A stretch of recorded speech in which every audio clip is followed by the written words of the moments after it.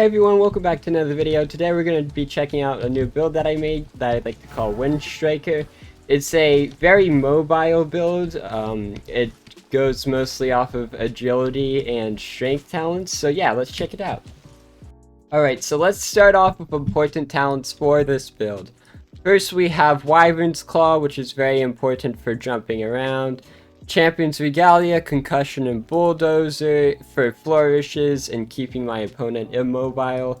Bear Trap, same thing, just really keeping your enemy immobile. For agility talents, I have Ghost, just to, get rid of any chance of me getting hit after a dodge.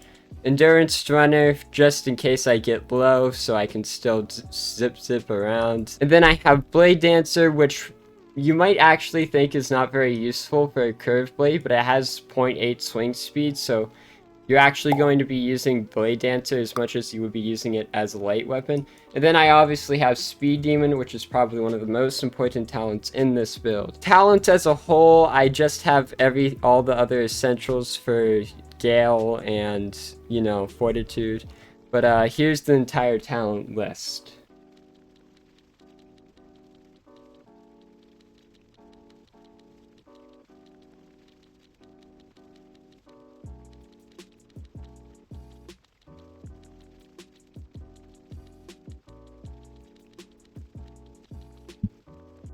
Now for build combos, the best combo is obviously gonna be your Astral Wind and your Wind Curve.